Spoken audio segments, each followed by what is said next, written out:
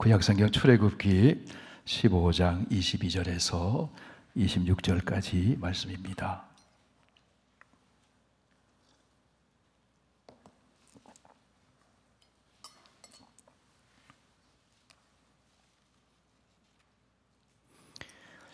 구약성경 105쪽에 있습니다. 출애굽기 15장 22절에서 26절까지 계시의 하나님 말씀 봉독할 때 하나님의 음성을 들으실 수 있기 바랍니다. 모세가 홍해에서 이스라엘을 인도하며 그들이 나와서 수르 광야로 들어가서 거기서 사흘 길을 걸었으나 물을 얻지 못하고 마라에 이르렀더니 그곳 물이 써서 마시지 못하겠으므로 그 이름을 마라라 하였더라. 백성이 모세에게 원망하여 이르되 우리가 무엇을 마실까 하며 모세가 여호와께 부르짖었더니 여호와께서 그에게 한 나무를 가리키시니 그가 물에 던지니 물이 달게 되었더라. 거기서 여호와께서 그들을 위하여 법도와 율례를 정하시고 그들을 시험하실세 이르시되 너희가 너희 하나님 여호와의 말을 너희가 너희 하나님 나 여호와의 말을 들어 순종하고 내가 보기에 의를 행하며 내 계명에 귀를 기울이며 내 모든 규례를 지키면 내가 애굽 사람에게서 내린 모든 질병 중 하나도 너희에게 내리지 아니하리니 나는 너희를 치료하는 여호와임이라. 아멘. 찬양을 통해 우리 기도를 올려드리고 또 하나님께 영광 돌리게 해주셔서 감사합니다. 기도를 통해 우리의 소원을 또 올려드리게 해주셔서 감사합니다. 이제 하나님의 말씀을 듣습니다. 하나님의 소원, 하나님의 뜻을 우리 마음에 새기게 하여 주옵소서. 예수님 이름으로 기도하옵나이다. 아멘. 예수 그리스도를 믿어 구원을 받게 되면 새 사람이 되고 새 생활을 하게 됩니다. 그 새 생활이 무엇인가 하면 새로운 동반자와 함께 사는 삶입니다. 그 삶이 신앙생활입니다. 새 신앙생활이라고 하는 것은 우리 인생의 동반자가 되시는 하나님과 함께 살아가는 우리의 새 삶, 우리의 인생의 이야기입니다. 하나님을 믿기 전에는 하나님 없이 나 혼자 살아가는 이야기였지만 예수 그리스도 안에서 하나님을 믿은 후에는 하나님과 함께 살아가는 새로운 삶의 이야기가 우리의 삶의 자리에서 펼쳐지게 되었습니다. 그것이 구원의 삶이고 신앙 생활입니다. 요셉이 애굽에 종살이 했지만 하나님이 요셉과 함께 하셨다 그랬습니다. 요셉이 하나님과 함께 했습니다. 그것이 신앙생활입니다. 그 구원의 삶 신앙생활의 이야기를 구약에서는 이스라엘을 통해서 보여줍니다. 애굽에서 구원받은 이스라엘 백성들이 하나님과 함께 살아가는 이야기가 그들의 구원의 삶의 이야기입니다. 언약 백성의 삶의 이야기입니다.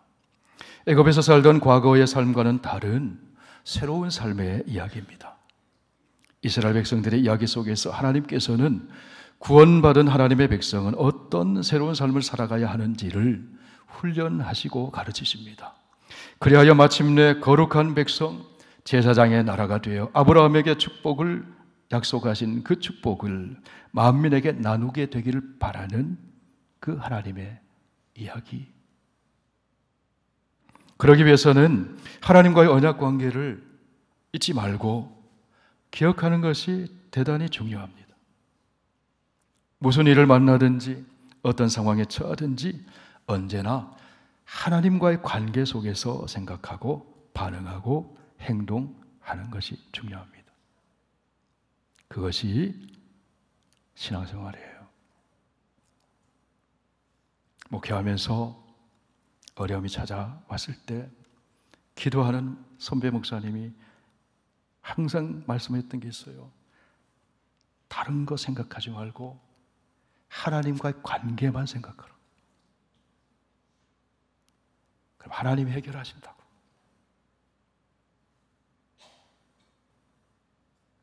언제나 하나님과의 관계 속에서 살아가는 우리의 삶의 이야기가 신앙생활이에요. 출애굽기는 그 이야기를 우리에게 보여줍니다. 하나님께서 아브라함의 후손 야곱의 12아들을 애굽으로 이주시키셨습니다. 요셉을 먼저 보내신 후에 야곱의 가족 70명을 애굽으로 이주시켜 주셨어요. 그들이 애굽의 고센 땅에서 목축을 하며 애굽 땅에서 살게 되었습니다. 요셉이 형들에 의해 애굽에 팔려갔지만 하나님은 요셉을 그 애굽 땅에서 총리가 되도록 섭리하셨습니다. 세월이 흘러 요셉이 죽었지만 하나님의 백성들은 애굽에서 점점 번성해 나갔어요. 아브라함에게 약속하신 그 약속처럼 너의 후손이 하늘의 별처럼 번성해 갈 것이다. 애굽에서 번성해 갔습니다. 강대국 애굽은 이스라엘 백성들이 안전하게 번성할 수 있도록 마치 인큐베이터 같은 역할을 했습니다. 세월이 흐르면서 애굽에서는 요셉을 알지 못하는 새 왕이 세워집니다. 그리고 그 왕은 이스라엘 백성들을 박해하기 시작합니다. 한때 애굽 왕의 호의를 상징했던 고센 땅은 박해와 압제의 땅이 되었습니다. 이스라엘 백성들은 중노동에 시달려야 했고 사내 아이를 낳으면 죽어야 하는 운명에 처하게 되었습니다.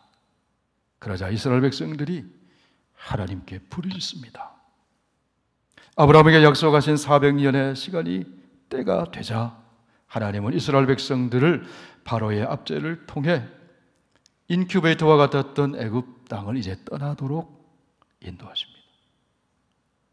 마치 젖을 때는 아이처럼 애굽의 그 모든 젖줄과 같은 애굽에서 떼어내십니다. 하나님 모세를 보내셔서 언약 백성 이스라엘을 애굽에서 구원해 내십니다. 여러분, 만약 고난이 없었으면 이스라엘 백성들은 어떻게 되었을까요? 고난이 없었으면 애굽에서 이스라엘 백성들이 종살이하면서 그 생활 속에서 살다가 죽었을 거예요. 아브라함에게 약속하신 너와 내 후손이 너는 복이 될 것이다. 너와 내 후손을 통해서 모든 민족이 복을 받게 될 것이다 하는 그 비전을 놓쳐버리고 약속을 잊어버리고 의미 없고 무기력한 인생을 살다가 죽었을 거예요. 고난이 있었기 때문에 애굽에서 뛰쳐나오는 거예요. 고난은 변화의 기회가 됩니다. 고난에 창조적으로 반응하면 고난은 변장된 축복이 되어서 우리의 삶을 더 아름답게 만들어줍니다. 고난은 삶의 고백이 달라지게 만들어요. 고난을 통해 가치관이 새로워집니다. 가장 소중한 것이 무엇인지를 알게 되고 그것 붙들며 살게 됩니다. 주 예수보다 더 귀한 것 없네. 이 세상 보기와 바꿀 수 없네. 이 세상 명예와 바꿀 수 없네. 세상 즐거움 다 버리고 세상 자랑 다 버렸네. 주 예수보다 더 귀한 것 없네. 예수 밖에는 없네. 여러분, 이게 그냥 나오는 고백이 아니에요. 고난을 통과하면서 하나님의 은혜를 체험하는 사람의 고백이에요.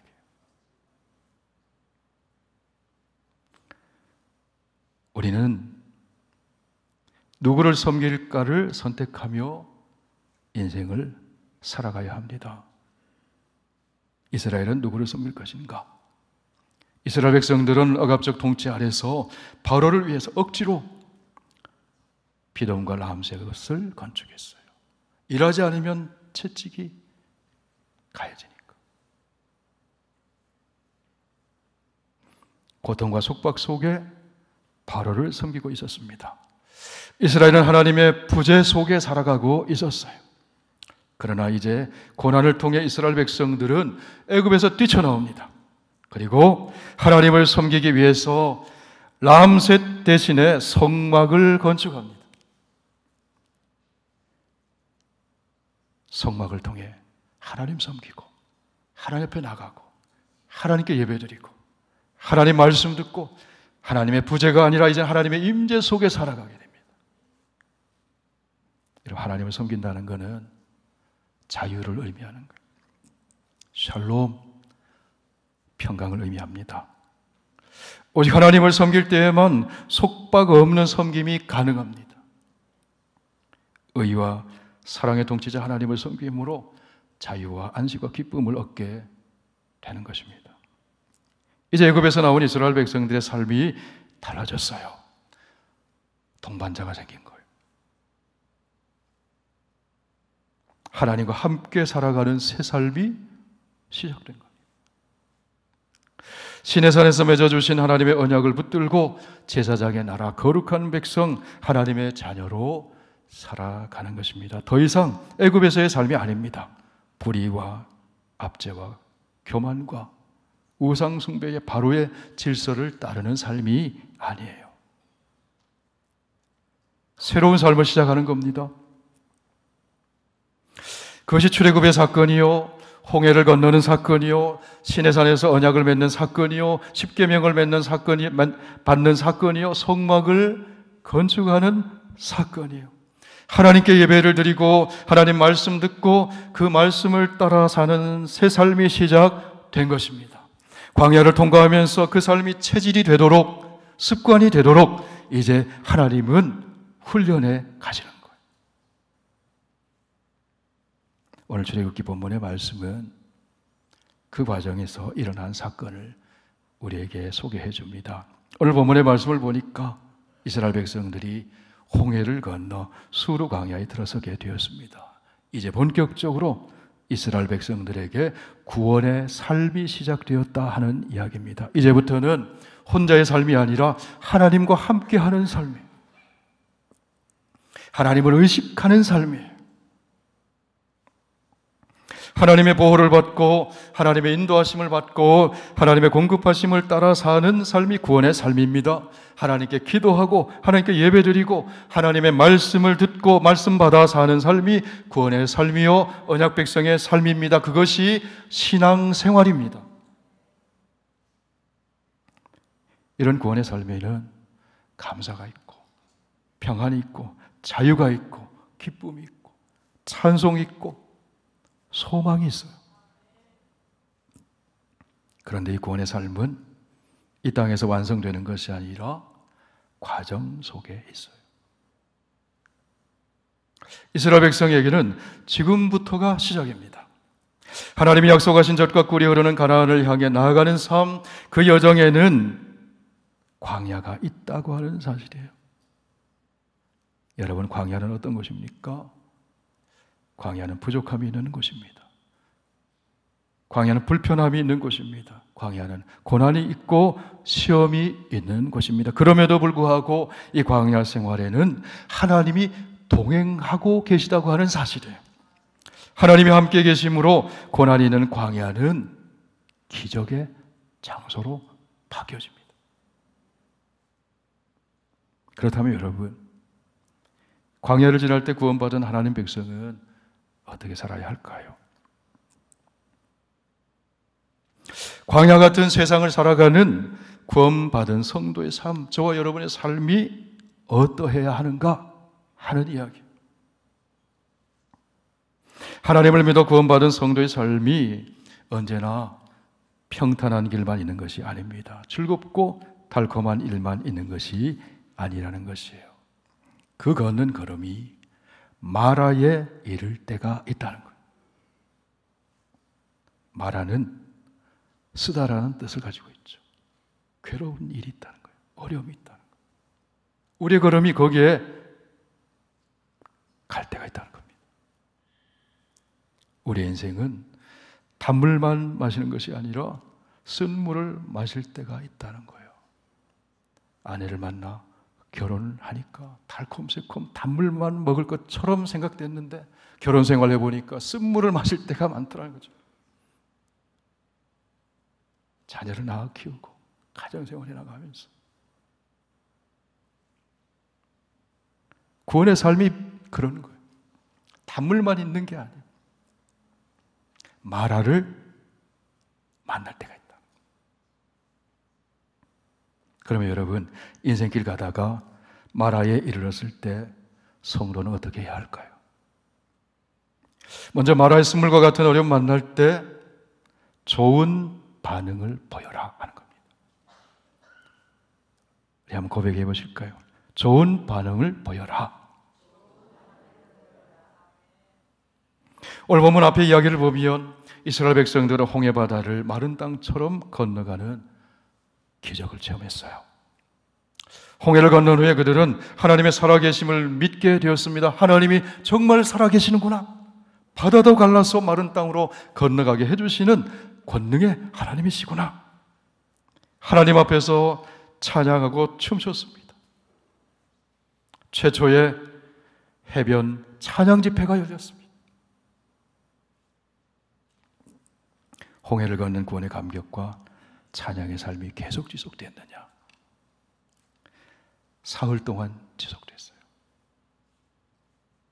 그런데 사흘 만에 상황이 달라졌습니다. 그들을 기다리고 있었던 것은 수르 광야의 사막길이었습니다. 광야를 걷는 동안 목이 말랐어요. 사흘 만에 도착한 마라라는 곳에서 작은 오아시스 물 웅덩이를 발견했습니다. 허겁지겁 사람들이 물을 마셨어요. 그런데 도저히 써서 먹을 수가 없었어요. 토해냈습니다. 여기저기 사람들이 들어서 드러눕기 시작했어요. 신음하기 시작했어요.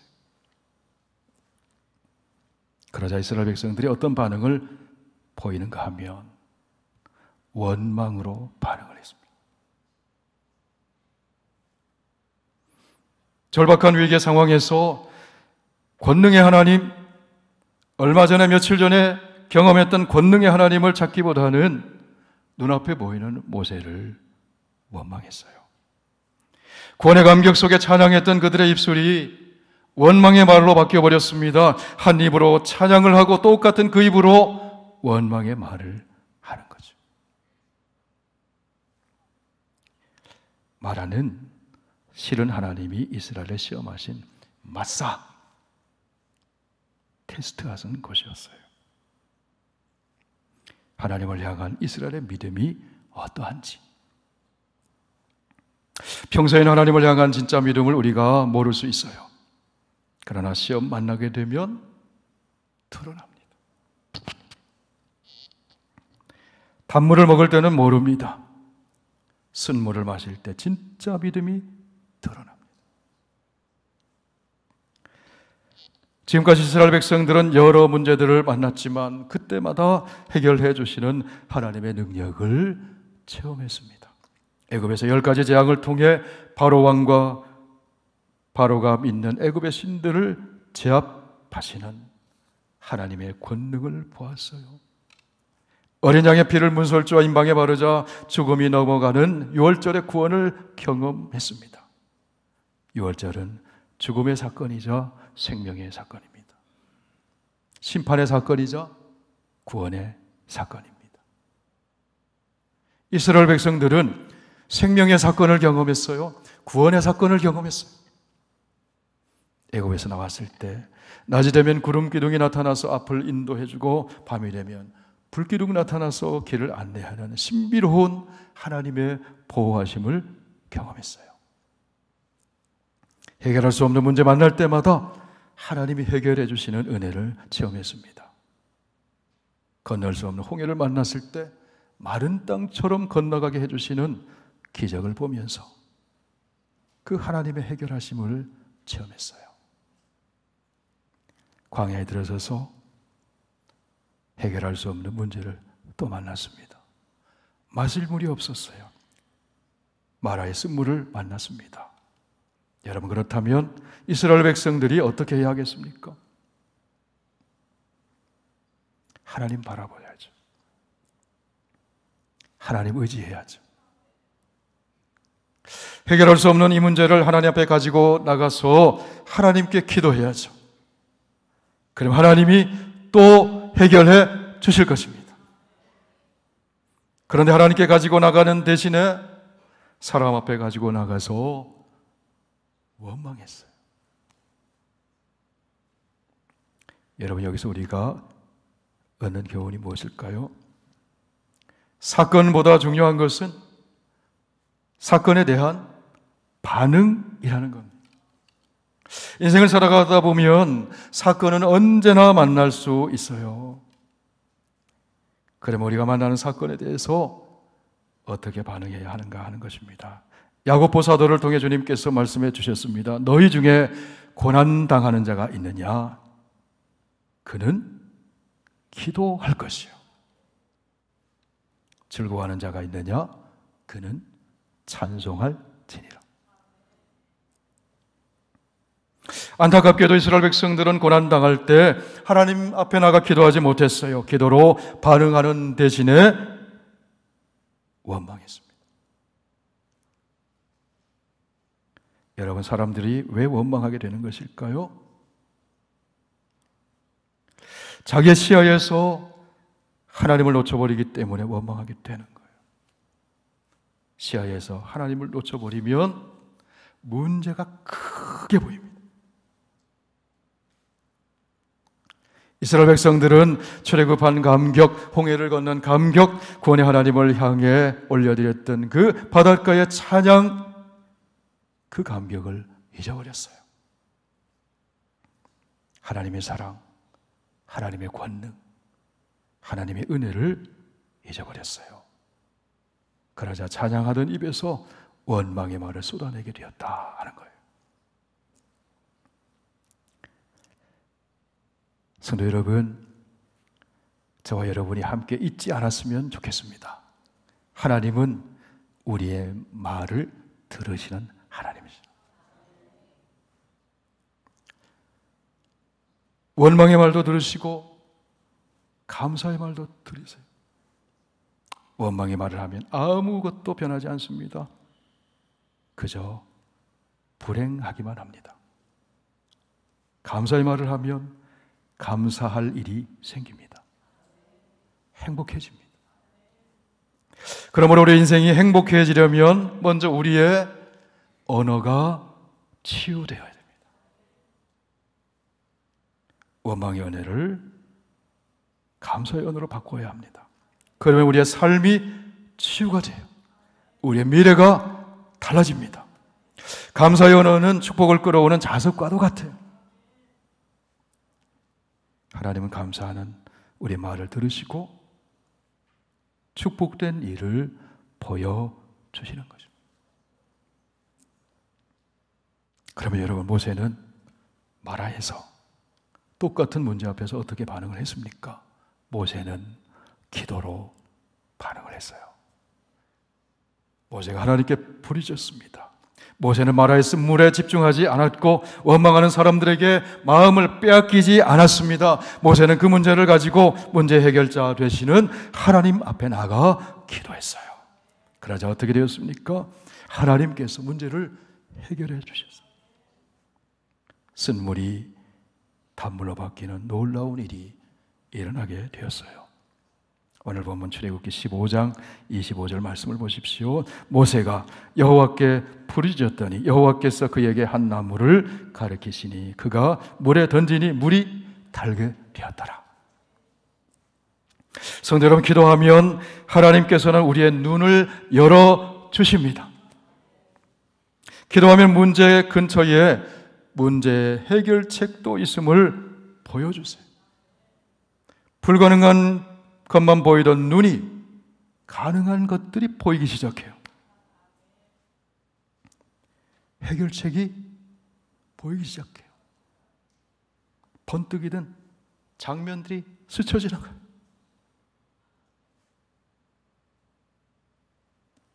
문제 해결책은 마라의 쓴물 옆에 있었던 나뭇가지에 있었어요. 그런데 원망하는 사람에게는 그게 보이지 않았다는 거예요. 하나님께 부르짖어 기도했더니 모세의 눈이 열려지었습니다. 그 나뭇가지가 보였어요. 그래 모세의 마음속에 하나님의 음성, 콜, 하나님의 음성을 콜이라고 해요.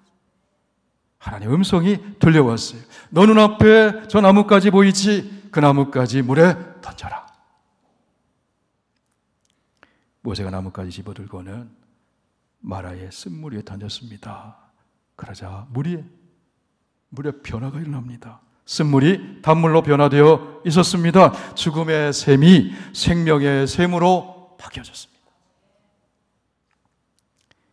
여러분, 구원받은 하나님의 백성의 삶이 이제는 어떠해야 합니까? 마라의 쓴물 같은 어려움 만날 때 믿음의 반응을 보여라. 좋은 반응으로 하나님 앞에 좋은 반응을 보여라 하는 겁니다. 하나님께서 광야로 인도하시고 마라의 그 걸음을 인도하시고 그것을 훈련하시는 거예요. 가르치시는 거예요. 하나님과 함께 하는 삶을 가르치시는 거예요. 그것이 신앙 생활이라는 겁니다. 광야 인생길 걸을 때 구원받은 하나님의 백성은 또 어떻게 살아야 할까요? 구원받은 하나님의 백성은 하나님의 말씀을 듣고 순종하며 살아야 합니다. 오늘 보면 26절 말씀을 보시기 바랍니다. 이르시되 너희가 너희 하나님 나 여호와의 말, 콜 여호와의 말을 들어 순종하고 내가 보기에 의를 행하며 내 계명에 귀를 기울이며 내 모든 규례를 지키면 내가 애굽 사람에게 내린 모든 질병 중 하나도 너희에게 내리지 아니하리니 나는 너희를 치료하는 여호와임이니라. 말하는 하나님이 광야에 들어선 이스라엘 백성들에게 처음으로 법도와 규례를 마음판에 새기게 하신 곳이다. 하나님 말씀은 하나님의 목소리입니다. 콜, 하나님의 목소리. 세상 소리가 아니에요. 세상의 소리가 아니라 하나님의 소리를 들어야 옳은 선택을 하며 살 수가 있어요. 여러분, 광야 인생길을 걸을 때 우리의 귀에 세상 소리가 얼마나 많이 들려옵니까? 그런 중에도 성도는 하나님의 소리를 들어야 합니다.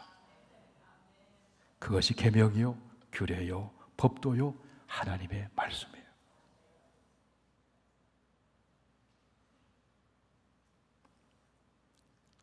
구원받은 성도의 새 삶, 구원의 삶은 하나님의 소리를 들으며 사는 삶. 광야로 인도하셔서 그거를 훈련하시는 거예요.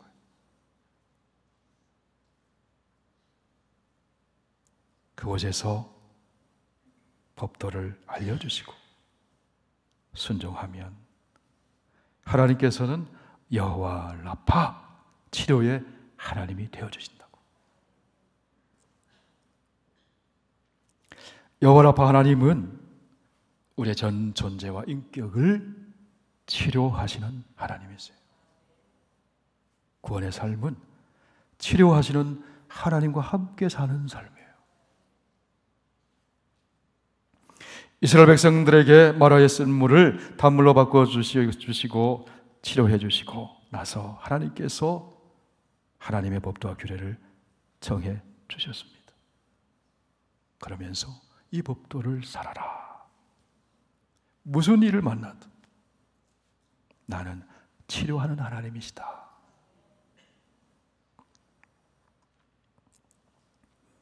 그러므로 광야 인생길 가면서 구원의 삶을 살아가는 신앙생활을 하면서 어떤 문제 만나든지 말씀을 따라 살아라는 겁니다. 하나님이 그것을 테스트하신다는 거예요. 맞사 시험하신다는 거예요.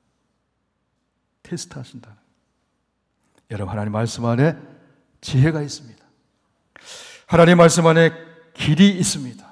하나님 말씀을 믿고 순종하는 사람에게 하나님은 지혜를 주시고 길을 보여주십니다. 그것을 가르쳐 주시는 거예요. 또 문제 만날 건데 그때 그 말씀 의지하고 믿고 순종하며 나가라는 거예요. 그게 구원받은 성도의 삶이다 하는 겁니다. 그래서 원망하는 삶에서 감사하는 삶으로, 낙심하는 삶에서 기도하는 삶으로, 거역하는 삶에서 순종하는 삶으로, 하나님을 신뢰하는 신앙으로 살아라. 이제는 구원받은 성도답게 그렇게 성숙해져 가라는 거예요. 성도 여러분, 우리가 믿는 하나님은 여호와 라파, 치료하시는 하나님이십니다. 우리 예수님은 병든 사람, 병든 세상, 병든 질서를 고치시기 위해서 이 땅에 오신 치료하시는 하나님이세요. 그것을 데몬스트레이트 보여주셨어요. 말씀을 선포하시고 중풍병자에게 손을 대시니 중풍병이 치료되었습니다. 인간관계가 병든 삭개오의 집에 들어가셔서 병든 그의 인생을 치료해 주셨어요. 나병 환자에게 손을 대시니 나병이 치료되었습니다. 여러분, 나병 환자는요, 영적으로, 관계적으로, 사회적으로, 육체적으로, 전인격적으로 병든 인생을 대표적으로 보여주는 사람이에요. 예수님께서 그 병든 인생에 손을 댔어요. 나병이 옮겨온 것이 아니라 예수님의 생명이 그 나병 환자에게 들어가서 치유가 일어납니다. 전 존재가 치유가 일어나요. 여호와 라파, 예수님이 바로 치료하시는 하나님이심을 보여주는 거예요. 여러분이 하나님 나라를 꿈꾸는 우리 선교교회, 그 사역의 방침과 기도 제목 중에 하나가 전인적인 치유가 일어나는 공동체, 영적으로, 관계적으로, 사회적으로, 정서적으로, 육체적으로 전인적인 치유가 일어나는 하나님 나라의 공동체.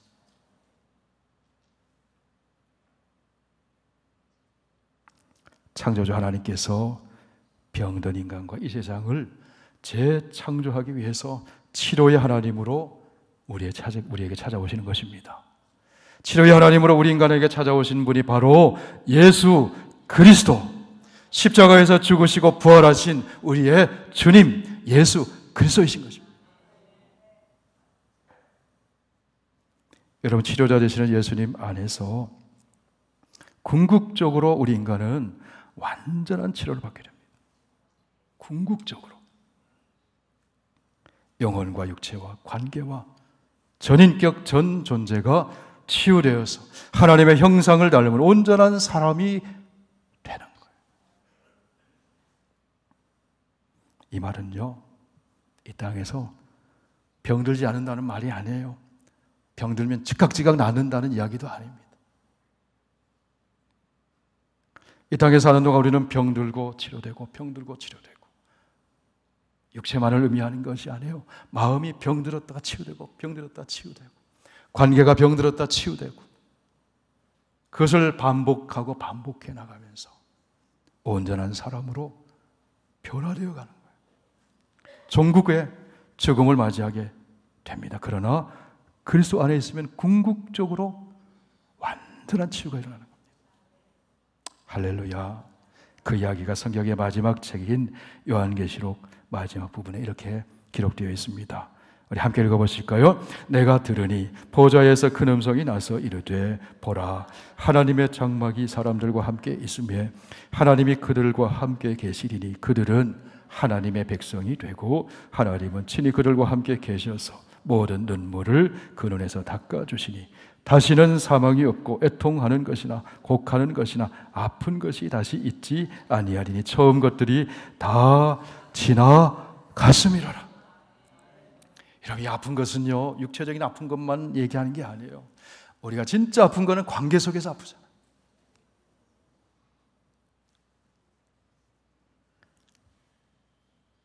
우리가 천국 가면 관계 속에서 아픔은 하나도 없어요.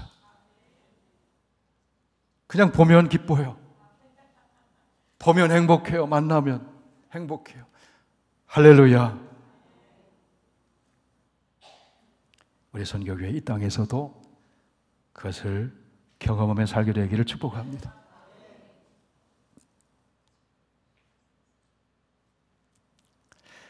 사랑하는 성도 여러분, 인생길 여정 가는 동안 우리 앞에는 마라의 쓴물 같은 고통스러운 문제 만날 때 있습니다. 그러나 어떤 문제를 만난다 해도 하나님은 쓴물을 단물로 바꾸어 주실 수가 있어요. 여호와 라파, 치료해 주시는 하나님이세요. 나는 너희를 치료하는 여호와임이라. 이 하나님을 체험하면서 복되게 살아가는 저와 여러분 다 되시길 축원합니다. 기도하겠습니다. 우리 함께 기도하실까요? 여러분에게 아픈 것이 어디가 아프신가요? 몸이 아프신가요? 마음이 아프신가요? 하나님은 치료하는 하나님이세요. 우리 광야, 우리가 믿음의 길 들어섰습니다. 구원의 삶이 시작되었습니다. 우리가 신앙생활을 하고 있습니다. 하나님 바라보게 해주세요. 하나님과 언제든지 함께하게 해주세요. 우리 함께 기도하겠습니다. 살아계신 우리 아버지 하나님, 은혜를 감사 찬송합니다. 아버지, 말씀을 전하지만 말씀대로 온전히 살지 못하는 종 불쌍히 여기시고, 오늘도 내일 더 하나님께 가까이 나가고 하나님과 동행하며 하나님 바라보고 입술에는 찬양과 감사가 충만하고, 아버지 하나님, 마라의 쓴물을 만날 때에 우리의 걸음이 그 곳에 도달하 있을 때에 원망으로 반응하는 것이 아니라 믿음으로 반응하고 모세처럼 기도로 반응하고 하나님이 행하실 새 일을 바라보면서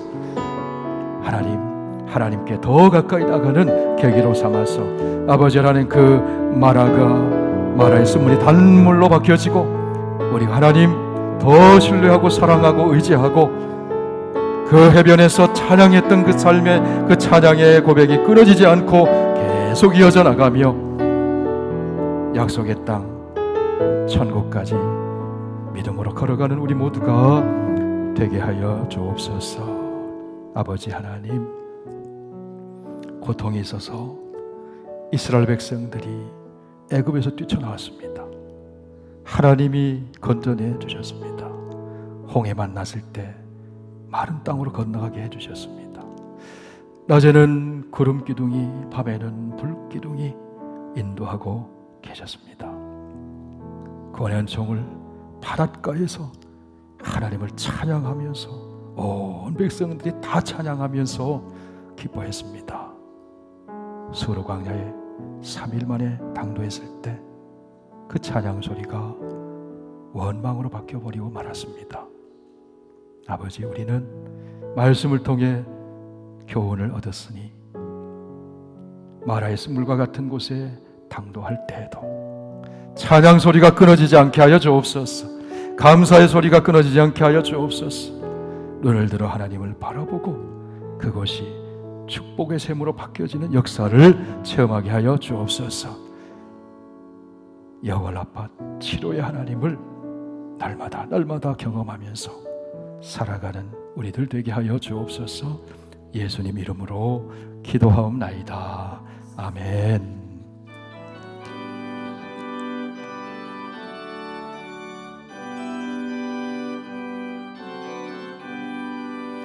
대산을 넘어 험곡의 각도 빛 가운데로 걸어가면 주께서 항상 지키시기